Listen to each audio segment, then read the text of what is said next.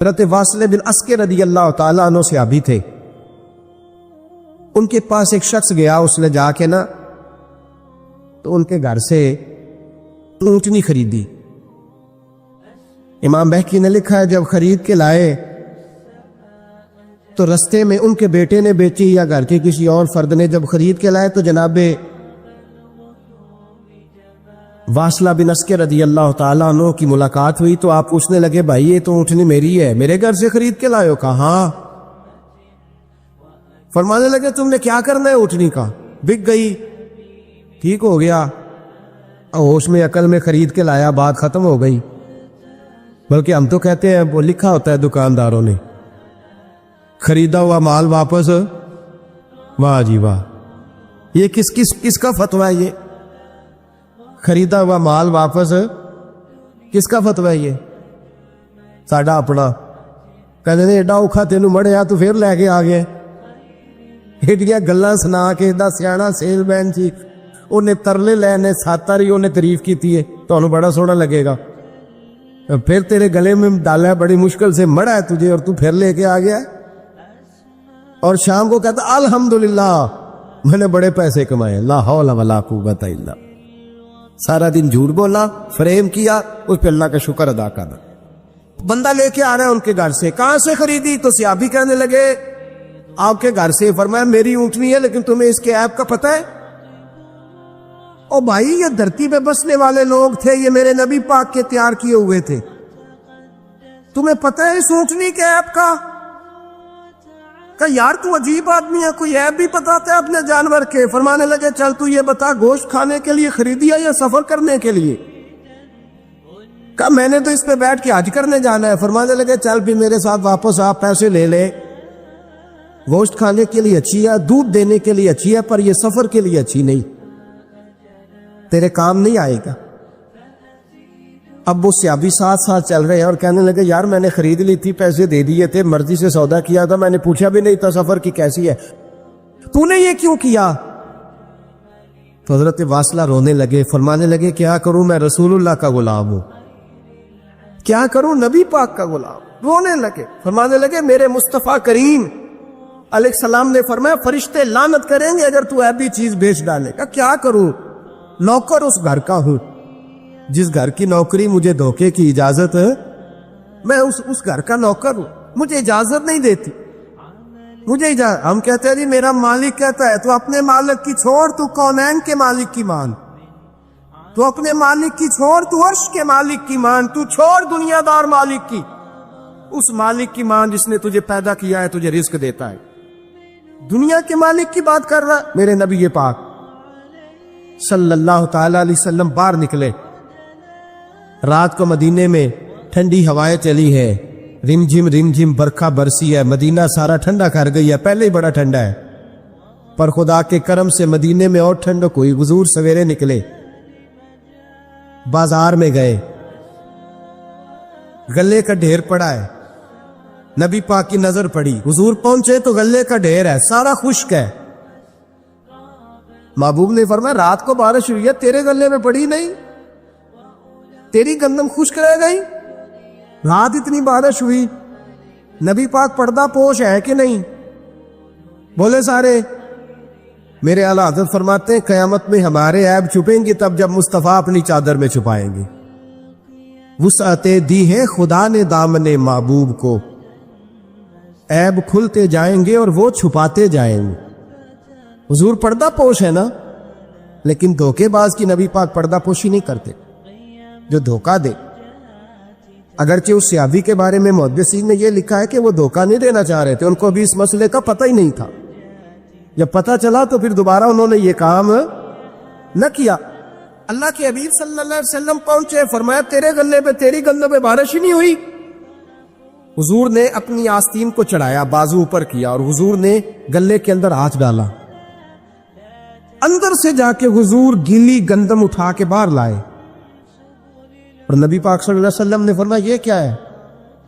جب ان کی گردن جھکی تو میرے مصطفیٰ نے فرمایا سنو، من غشا فلیس منا، جو دھوکہ دے میں اسے اپنی امت میں شامل نہیں کرتا۔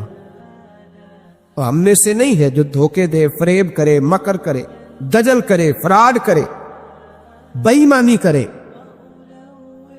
تھوڑے سے نفع کے لیے، تھوڑے سے۔ اب تو لوگ ہنستے ہیں، دھوکے پہ مسکرایا جاتا ہے۔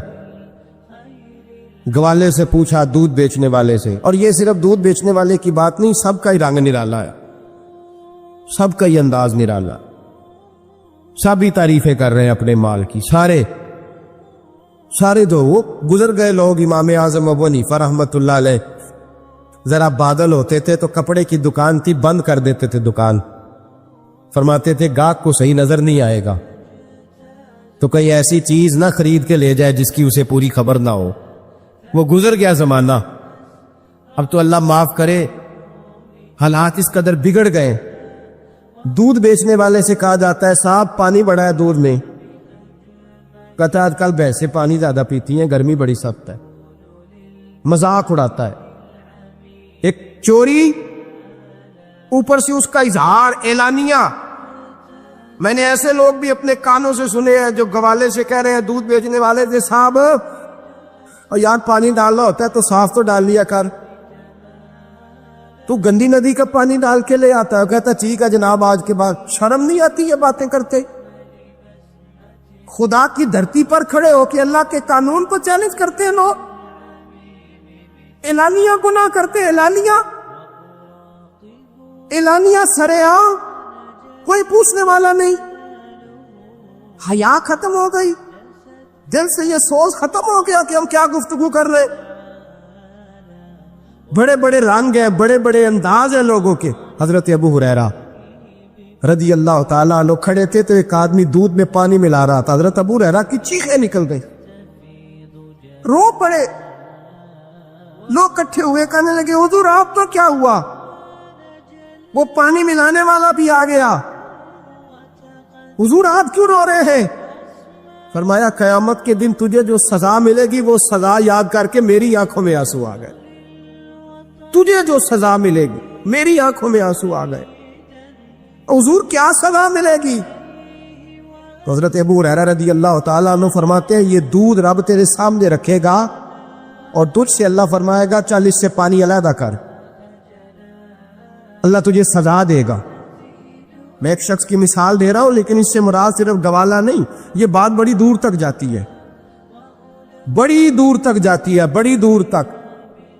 یہاں جس کے ہاں سے دودھ خریدا جاتا ہے وہ تو جب بھینس کا دودھ دھونے لگتا ہے تو پہلے ہی پانی رکھ لیتا ہے، اللہ ماشاء اللہ۔ یہ کئی گھروں سے نقص واقعہ ہو کے آتا ہے، ایک جگہ پہ نہیں ہے، یہ بڑی دور تک حالات بگڑے ہوئے۔ حضرت ابو ہریرہ فرمانے لگے رب کریم قیامت کے دن تجھ سے فرمائے گا چل علیحدہ کر، دودھ سے پانی بتا کر لے گا؟ کہنے لگا حضور ڈالا تو جا سکتا ہے، نکالا نہیں جا سکتا۔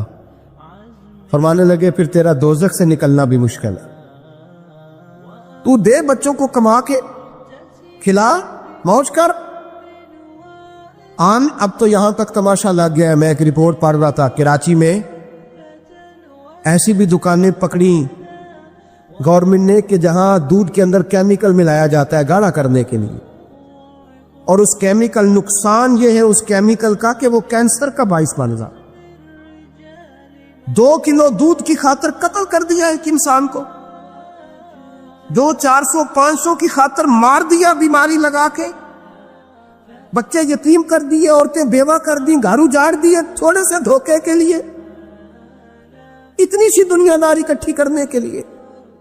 یہاں دوائیاں جعلی نہیں بک رہی،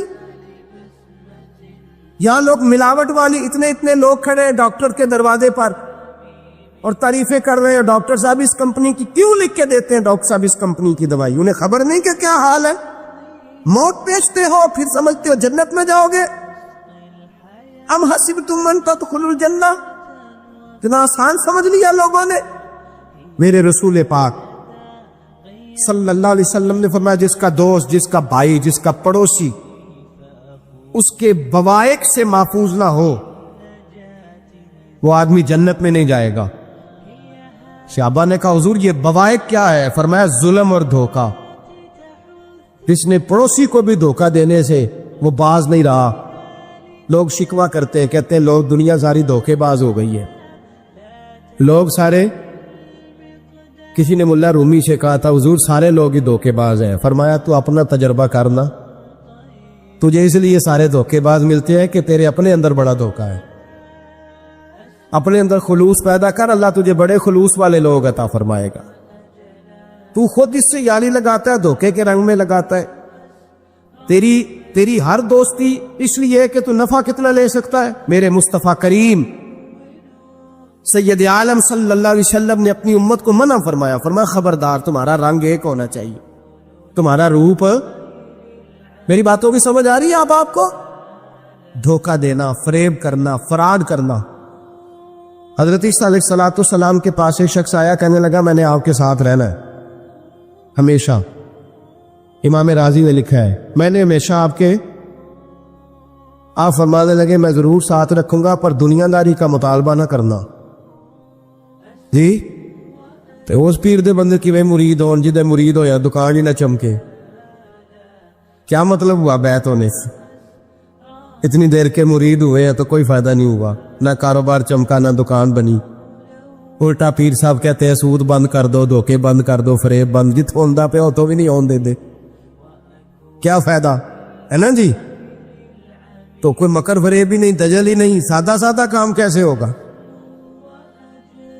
حضرت عیسیٰ علیہ السلام کہنے لگے میرے ساتھ رہنا ہے تو دنیا داری سے، بولیے، دنیا داری سے بچنا۔ کہنے لگا جی بالکل صحیح ہے۔ آپ فرمانے لگے چلو ٹھیک ہے۔ حضرت عیسیٰ نے چاہا کہ اس کا امتحان کرے، فرمایا پہلے دن وہ آیا ہے صحبت صلح میں رہنے کے لیے، خیر سیکھنے کے لیے۔ حضرت عیسیٰ علیہ السلام فرمانے لگے کتنی روٹیاں کھائے گا؟ کہنے لگا ایک۔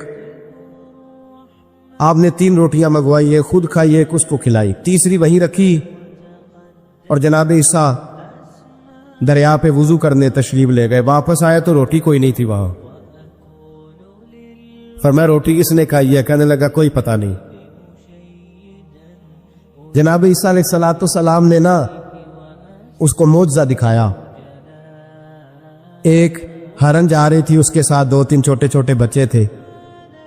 حضرت عیسیٰ علیہ السلام نے ہرن کا ایک بچہ پکڑا، اس کو ذبح کیا، ہرن بھی کھڑی ہو گئی، باقی بچے بھی کھڑے ہو گئے، ذبح کیا، اور ذبح کر کے اس کا گوشت بھونا، اس کو بھی کھلایا، خود بھی اتنا کھایا کہ سیر ہو گئے، ڈکار آنے لگے۔ فرمایا کھایا نا تم نے؟ لگا حضور کھایا ہے۔ فرمایا پیٹ میں بھی ہے؟ کہا ہے۔ ہرن کے بچے کی ہڈیاں پڑی ہوئی تھی، جناب عیسیٰ نے ساری ہڈیاں اکٹھی کر کے فرمایا کم باذن اللہ، اللہ کے حکم سے کھڑا ہو جا۔ وہ ہرن کا بچہ پھر زندہ ہو گیا۔ آپ فرمانے لگے ہرن کے بچے کا گوشت تیرے پیٹ میں بھی ہے، میرے پیٹ میں بچہ وہ جا رہا ہے، اب تو بتا دے روٹی کس نے کھائی ہے، اب تو بتا دے۔ کہنا جی کوئی پتہ نہیں، مجھے پتا۔ حضرت عیسیٰ علیہ السلام اس کو ساتھ لے گئے، دریا کے اس پار جانا تھا، فرمایا ہاتھ پکڑا چلو گزرو۔ دریا میں پیر رکھا، اس کا بھی اپنا بھی، کہنے لگا جی ڈوب جاؤں گا۔ فرمایا تو میرے ساتھ ہے، تجھے معجزہ دکھانا ہے، اللہ کی قدرت دکھانی ہے۔ پیر رکھا دریا میں، پیدل چلتے ہوئے دوسرے کنارے چلے گئے، کوئی ڈوبا نہیں، پیر بھیگا نہیں۔ فرمایا اتنی بڑی تو نے معجزہ دیکھا، اب تو بتا دے روٹی کس نے کھائی ہے۔ کہنے لگا جی پتا، مجھے خبر، اللہ کے سامنے سارا ہی پتا ہوتا ہے، پتا نہیں مجھے، بولے بن جاتے ہیں نا منٹ میں۔ حضرت عیسیٰ کہنے لگے میں اللہ کا پیغمبر ہوں، مجھے منوانا آتا ہے۔ دریا کے اس پار گئے تو ریت تھی، صحرا کا علاقہ تھا، جناب عیسیٰ نے ریت کٹھی کی، چھوٹی چھوٹی ڈھیریاں لگائیں، 3 ڈھیر ریت کے لگ گئے، 3 ڈھیر۔ جب 3 ڈھیر لگ گئے تو جناب عیسیٰ علیہ السلام نے پھونک ماری، وہ ساری کی ساری ریت سونا بن گئی۔ حضرت عیسیٰ علیہ السلام کہنے لگے یہ 3 حصے ہیں سونے کے، ایک حصہ میرا ہے، ایک تیرا ہے، اور تیسرا اس کا جس نے تیسری روٹی کھائی ہے۔ کہنے لگا جی میں نے کھائی ہے۔ تیسرا حصہ اس کا جس نے تیسری روٹی کھائی۔ کہنے لگا جی روٹی؟ فوراً مان گیا، بے قدرہ کچھ قدر نہ جاتی، کیتی خوب تسلی ہو، اے دنیا دار پجاری زردے کتیاں دے گل ٹلی میں نہیں کھائی ہے۔ وہ میاں صاحب کمال کر گئے، وہ ایک شخص لے گیا میاں محمد بخش علیہ رحمہ کو تانگے پہ بٹھا کے، کہنے لگا یہ پہلی بھی میری، وہ بھی میری، وہ باغ بھی میرا، یہ میرے چاچے کی، وہ میرے تائے کی، یہ میرے دادے کی، بڑے مالدار ہیں۔ آپ فرمانے لگے چل چھوڑ کوئی اور بات بھی کر۔ نہیں جی نہیں، وہ فلانی شے بھی میری۔ آپ فرمانے لگے یہ بتا تجھ سے پہلے کس کی تھی؟ کہنے لگا فلانے سے خریدی ہے۔ فرمایا اس سے پہلے کس کی تھی؟ چپ کر گیا۔ آپ فرمانے لگے دانش مندہ نہ کم نہ ہی دل دنیا نہ لانا، اس ووٹی کئی خامند کیتے، جو کیتا سو کھانا۔ چھوڑ اس کی بات نہ سنا، اس کا تو کبھی کوئی مالک ہوتا ہے کبھی کوئی ہوتا ہے۔ کہنے لگا جی میں نے ہی کھائی ہے روٹی۔ تو حضرت عیسیٰ کہنے لگے تو نے ظلم کیا، نبی کی صحبت پر تو نے ایک روٹی کو فوقیت دی، ایک روٹی، اور مجھے دھوکہ دیا اللہ کے پیغمبر کو۔ فرمایا جا میں نے مال کا کیا کرنا ہے، سارا ہی سونا تیرا ہے، 3 ڈھیریاں تو ہی رکھ لے۔ حضرت عیسیٰ کہہ کے گزرے تو پیچھے سے ڈاکو آ گئے، تلواریں ہاتھ میں، 2 ڈاکو، سونا پڑا ہوا دیکھا، کہنے لگے تیرا ہے؟ کہا میرا ہے۔ کہ اٹھ دوڑ جا تجھے قتل کر دیں گے۔ منت کرنے لگا، کہنے لگا یار اس طرح کرو نا، بانٹ کے کھاتے ہیں، بانٹ کے کھا لیتے۔ بات طے ہو گئی، ایک ایک ڈھیری کے مالک ہو گئے۔ اب وہ بات چیت ہونے لگی، نام پتہ واقفیت ہو گئی، تعارف ہو گیا۔ اب وہ جو 2 ڈاکو تھے ان کو وہ شخص کہنے لگا بھوک لگی ہے یار کو روٹی کھاؤ، کچھ پیسے دے کے ایک کو بھیجا۔ وہ جو 2 ڈاکو تھے ان میں سے جو کمزور تھا اس کو بھیجا کہ جاؤ کھانا لے کے آؤ۔ وہ کھانا لینے گیا تو پیچھے سے کہنے لگا تیرا رشتہ دار ہے؟ کہا نہیں۔ کو تعلق؟ کہنے لگا کوئی نہیں۔ آدھا حصہ کیوں دیتے ہو؟ کہنے لگے کمزور سا بندہ ہے، روٹی شوٹی لا دیتا ہے، میرے کام شام کرتا ہے، تو میں اس کو آدھا۔ اس نے کہا دفع کرو، چھوٹے چھوٹے کام کرتا ہے تم آدھا حصہ دیتے ہو؟ آتا تو پکڑ کے قتل کر دیتے ہیں، سونا آدھا آدھا بانٹیں گے۔ ٹھیک ہو گیا جی۔ وہ جو روٹی لینے گیا تھا وہ بھی کہنے لگا مجھے تو نوکر سمجھا ہوا ہے نا، کھانے میں لاؤں، پانی میں لاؤں، بستر میں بچھاؤں، آج اتنا سونا ہاتھ آیا، بڑا ڈاکہ لگا، ان کو قتل کرتا ہوں نا دونوں کو تو سونا میں قبضے میں کرتا ہوں۔ اس نے بھی دھوکہ دینے کا ارادہ کیا، کھانے میں زہر ملایا۔ امام راضی فرماتے ہیں وہ زہر ملا کھانا لے کے پہنچا، روٹی رکھی تھی، ان دونوں نے یک بارگی حملہ کیا، اسے قتل کر دیا۔ قتل کر کے لاش دریا میں پھینکی، مست ہو کے کھانے لگے۔ جب سیر ہوئے تو پھر پیٹ کٹنے لگا، انتڑیاں ٹوٹنے لگے، ناک منہ کان ہر چیز سے خون نکلنے لگا، چیخے مارتے کچھ سارا سونا لے لے ہمیں بچا لے، سارا کچھ لے لے جان بخش دے، رونے لگے تڑپنے لگے، لیکن اب کوئی بچانے نہیں آیا، کوئی داد رسی کو نہ آیا۔ تینوں لاشیں ایک دریا میں، دوسری وہاں، مر گئے، مردہ ہو گئے۔ حضرت عیسیٰ علیہ السلام چند گھنٹوں کے بعد گزرے تو لوگوں نے کہا حضور یہ کیا ہے؟ فرمایا دنیا داری کا انجام، لالچ کا انجام، دھوکے کا انجام، فریب کا انجام۔ او بھائی بیماری لگ گئی سیٹھ صاحب کو، مالدار صاحب کو، چودھری صاحب بیمار ہو گئے، کروڑوں روپیہ پڑا تجوری میں، لیکن شفا کبھی خریدی نہیں جا سکتی۔ ساری زندگی شفا رہی اور اچانک پتہ چلا ہے کہ ذرا تھوڑی شوگر ہو گئی۔ اتنی مایوسی، جس نے ساری عمر شفائیں دی ہے۔ راضی رہنا چاہیے، اس کے کرم کی طرف توجہ، اس کی عطا کی طرف توجہ، اس کے فضل کی طرف ذہن۔ اپنے کریم رب کے ساتھ انسان کا اس طرح کا معاملہ کہ وہ کرم ہی کرے، وہ رحم ہی کرے گا، وہ عطائیں ہی فرمائے گا، اور کریم جب غالب آتا ہے نا تو کرم ہی کرتا ہے۔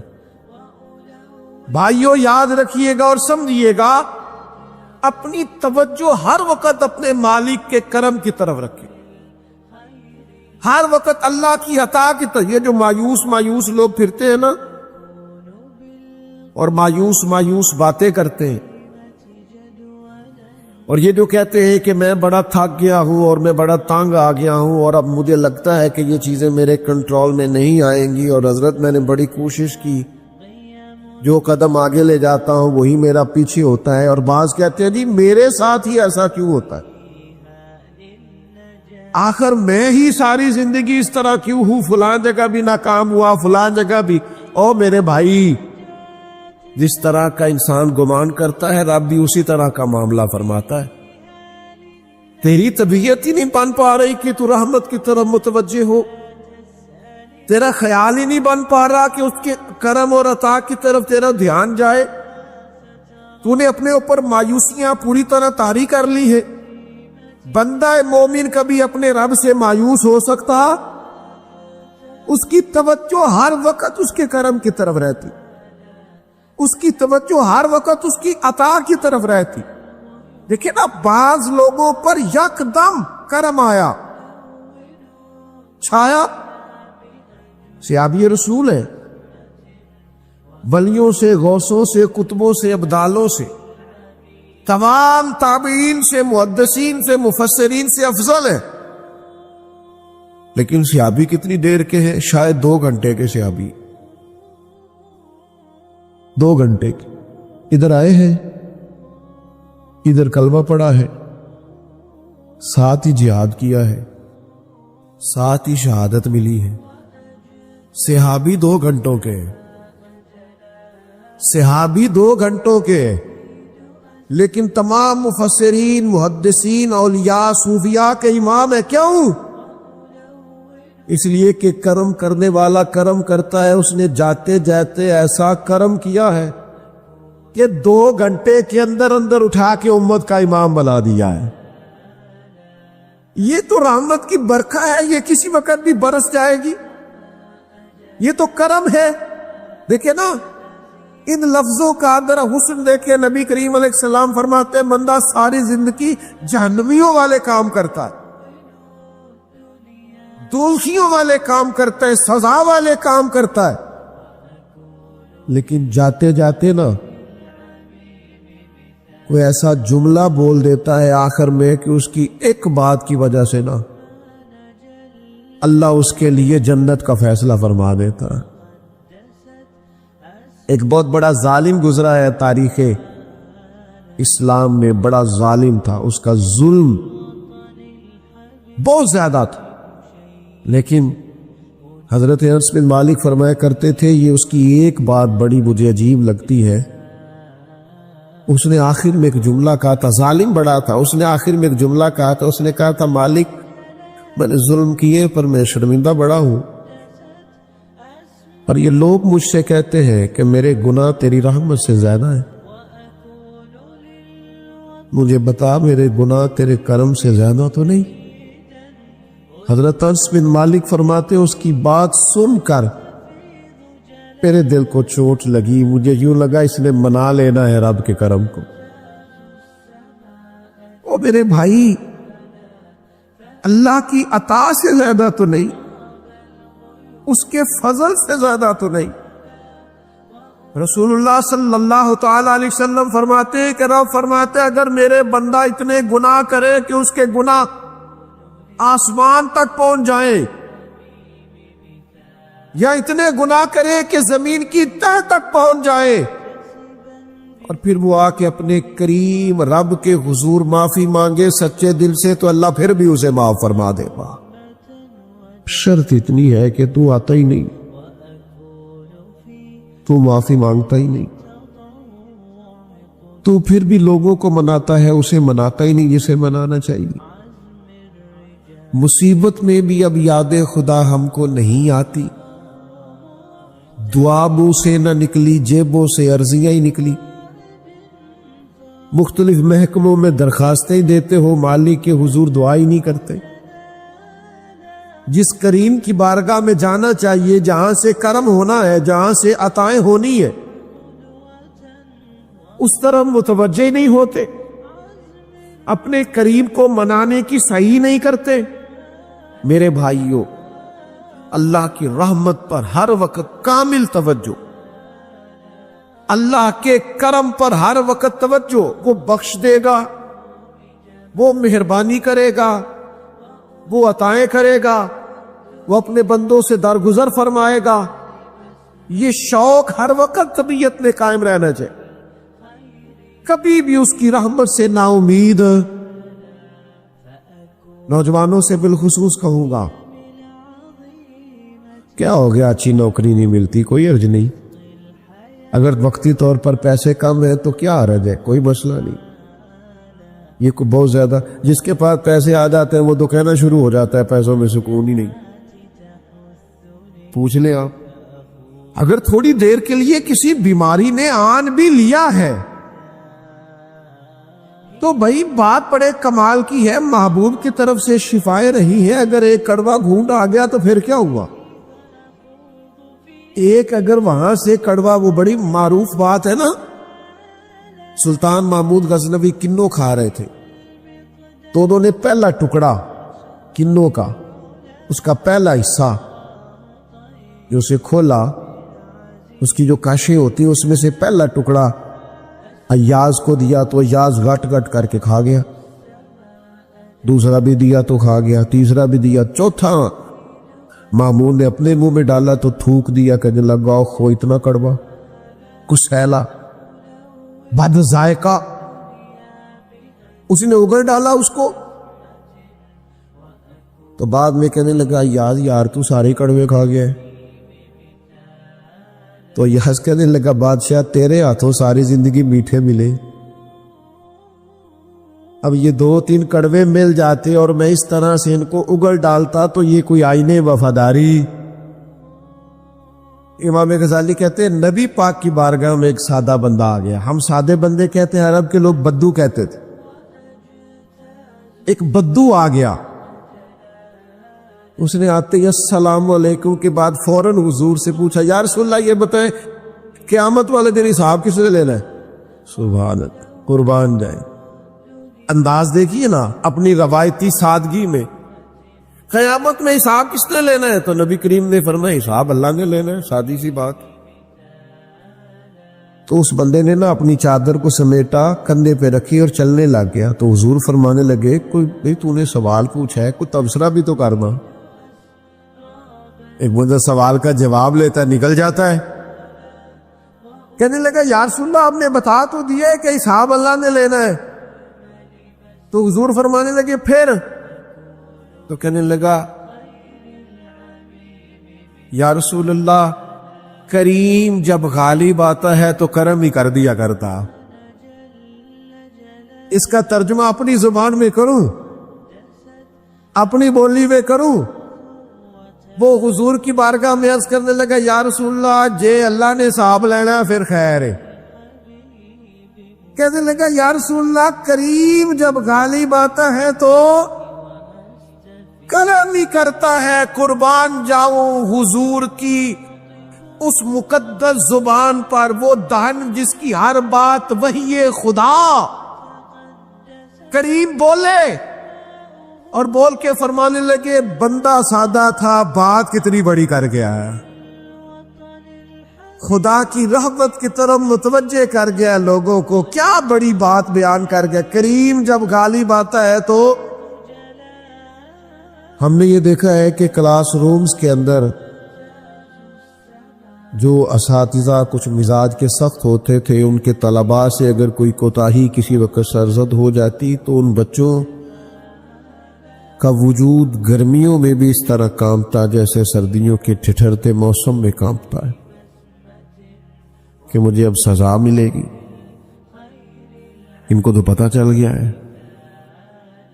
میری غلطی نکل آئی ہے۔ یہ تصور انسان کے رونگٹے کھڑے کر دیتا، لیکن اگر وہی استاد یا وہی والد آتے ہی بچے کے سر پہ دست شفقت رکھے اور کہ بیٹا کوئی بات نہیں، چھوٹوں سے غلطیاں ہو ہی جاتی، آئندہ ایسا کام نہ کرنا، اور اگر اس سے بھی زیادہ وہ تھوڑا سا آگے بڑھے اور اپنی گردن کو جھکا کے اس بچے کے سر پر ایک بوسہ دے ڈالے تو اس بچے کو یوں سکون ہوتا ہے کہ جیسے وہ سمجھتا ہے میں ہر گرداب سے نکل کے ٹھنڈک کی طرف آ گیا ہوں، بلا مثال و بلا تشبیہ۔ میرا رب قرآن مجید میں فرماتا ہے قل یا عبادی الذین اسرفوا علی انفسہم، اے محبوب فرما دو اے میرے بندو جنہوں نے اپنی جانوں پر ظلم کر لیے ہیں، انہوں نے گناہ کیے ہیں، رب کی نافرمانی کی ہے، اپنی جان کو دوزخ کا معاذ اللہ سزاوار کر لیا ہے، جنہوں نے اپنی جانوں پہ ظلم کیے ہیں، میرے ان بندوں سے فرما دے کیا؟ لا تقنطوا من رحمت اللہ، ان سے فرما دے کہ یہ اپنے اللہ کی رحمت سے نا امید نہ ہو۔ یہ تھی معافی، اور وہ جو میں نے کہا نا ذرا گردن جھکائے اور پھر پیشانی بھی چوم لے، بلا مثال و بلا تشبیہ آگے فرما ان اللہ یغفر الذنوب جمیعا، یہ اس ہونے والی اس موجودہ غلطی کی ہی بات نہیں، بے شک اللہ سب گناہوں کو معاف فرما دے گا۔ تو مالک یہ ایک دفعہ ہی ہوگا، یہ آج ہی رحمت آئی ہے، یہ کسی ایک مخصوص وقت، ایک مخصوص موقع یا کسی مخصوص تاریخ کے لیے ایسا ہے؟ فرمایا نہیں، انہو هو الغفور الرحیم، اللہ ہے ہی بڑا بخشنے والا، رحمت فرمانے والا۔ یہ اس کریم کا ہمیشہ کا طریقہ ہے کہ وہ غفور بھی ہے اور وہ رحیم بھی، معاف کر دیتا۔ اور ان اللہ یغفر الذنوب جمیعا، بے شک اللہ سب گناہوں کو معاف فرمائے گا۔ مجھے بتائیے، ہانپتے کانپتے لرزتے سہمے ڈرتے